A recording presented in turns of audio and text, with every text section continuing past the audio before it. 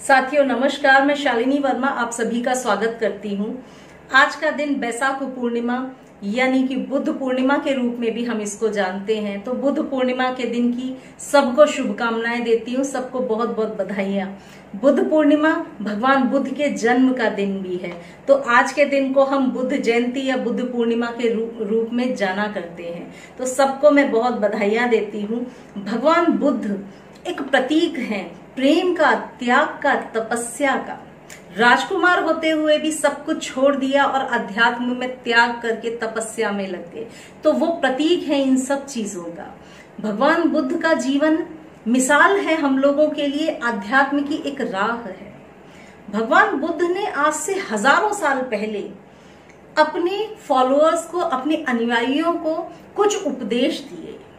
तो आज मैं उन्हीं 4 आर्य सत्य की बात करने जा रही हूँ। वो जो 4 आर्य सत्य है, मैं बहुत ज्यादा उसके पुराने क्या उसके मीनिंग है उसमें नहीं जाऊंगी, लेकिन आज के जीवन में उनकी क्या प्रासंगिकता है हम इस पे जरूर बात करेंगे। तो उन्होंने 4 आर्य सत्य दिए, यानी पहला आर्य सत्य उन्होंने बताया कि संसार तो दुखों से भरा हुआ है। अगर आज का जीवन भी हम देखें तो आज हजारों साल बाद भी ये चारों आर्य सत्य उतने ही सटीक बैठते हैं। संसार दुखों से भरा हुआ है, ये तो हम देख ही रहे हैं। हर तरफ दुख, बीमारी, मृत्यु, शोक तो हमेशा से है ही।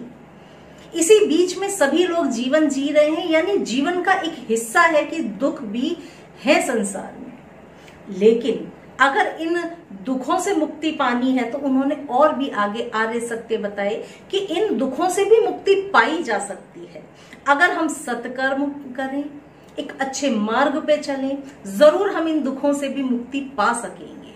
तो दूसरा उन्होंने आर्य सत्य क्या दिया कि दुखों का कारण भी है। दुख है ये तो हमको सबको मालूम है, लेकिन उनका कहना था कि दुखों का कारण भी है। तो दुखों का कारण तो ऑब्वियसली है। दुखों का कारण आज जो हम तकलीफें झेल रहे हैं, दुख झेल रहे हैं, बीमारियां झेल रहे हैं, शोक झेल रहे हैं, कितने ही परिवार पूरे के पूरे उजड़ गए, तो उसका तो कोई कारण भी है ना। कहीं हम खुद कारण तो नहीं है उसका। थोड़ा सा सोचने का वक्त है कि क्या अपने दुखों का कारण हम खुद तो नहीं है। हमारे अंदर देखा जाए, अभी आप अपने आसपास इर्द गिर्द भी देखो कि कितना गवर्नमेंट लॉकडाउन लगा रही है, कितना लोगों से विनती कर रही है आप घरों में रहिए, बाहर मत निकलिए, जरूरत हो तभी निकलिए। लेकिन उसके बाद भी कई लोगों को तो बहस करते हुए भी देखा जा सकता है। मास्क पहनने के लिए कहो तो भी लोगों को बुरा लग जाता है। तो यानी डिसिप्लिन तो है ही नहीं बिल्कुल। तो अपने दुख का कारण क्या हम खुद नहीं है?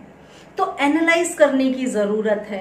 आज हम बीमारी के दौर में हैं, केवल उतना ही नहीं, ये दौर जो आया है इस दौर को भी समझने की जरूरत है कि कहीं कारण इसका भी हम ही तो नहीं है। अंधाधुंध जो हम आधुनिकता की दौड़ में या भौतिकता की दौड़ में जो हम दौड़ते चले जा रहे हैं, एक घर हमारे पास है लेकिन हमारे पास पैसा बहुत ज्यादा है, क्योंकि हमने बहुत सारा पैसा इकट्ठा कर रखा है, तो हम 4 घर और खरीद सकते हैं। क्या आपको अंदाजा भी है कि जो 4 घर आप और खरीद रहे हैं उसके लिए कितने पेड़ों को काटा जा रहा है?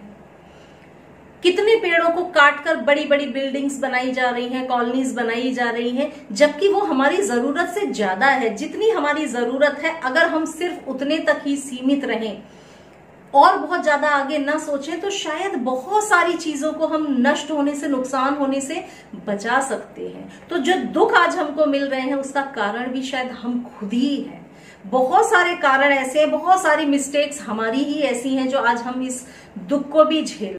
तीसरा आर्य सत्य जो है वो है कि दुखों से निकलने का मार्ग भी है, यानी कि अगर जो रास्ता है उस रास्ते पे हम चलें तो इन दुख, तकलीफ और शोक का जो जीवन है इससे हम निकल भी सकते हैं। पर मार्ग पे चलना तो हमको होगा ही होगा। आज वीडियोस बनाने का पर्पस भी यही है। मैं इतिहास में ले जाना नहीं चाहती, लेकिन इतिहास में कही हुई बातों की आज के जीवन में भी कितनी प्रासंगिकता है, केवल वीडियो बनाने का पर्पस ये है। अगर हम ये जान लें कि इस दुख से निकलने का रास्ता ये है कि हम दूसरों की मदद करें, इंसानियत को जीवित रखें। क्यों लड़े हम धर्म के लिए, क्यों लड़े हम छोटी छोटी चीजों के लिए?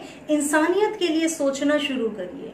जब हम इंसानियत के लिए सोचेंगे, अच्छे कर्मों को करना शुरू कर देंगे, प्रकृति में मौजूद हर चीज की केयर करना शुरू कर देंगे। खाना खा के गंदगी यहीं डाल दी रोड पे, जब हम ये बंद कर देंगे, नदियों को गंदा करना हम बंद कर देंगे, पेड़ों को बेवजह काटना कटवाना हम बंद कर देंगे, तो शायद हमारे जीवन में से भी दुख और शोक कुछ कम हो सके। तो ये मार्ग है अगर दुख से बाहर निकलना है तो तीसरे आर्य सत्य की भी प्रासंगिकता अगर आज के जीवन में देखी जाए तो काफी हद तक सटीक बैठती है। क्या हम नहीं जानते कि हमारे लिए आज जो बीमारी का माहौल फैल रहा है उससे बचने का तरीका भी यही है कि हम घरों में बंद होकर बैठ जाएं। तो हम क्यों इस बात का इंतजार करें कि जब कोई डंडा लेकर खड़ा होगा हम तभी घर से निकलना बंद करेंगे? क्यों ना हम अपने आप ही इतना संयमित हो जाएं कि हम घर से निकलना बंद कर दें जब तक कि हमको कोई बहुत सख्त जरूरत ना हो।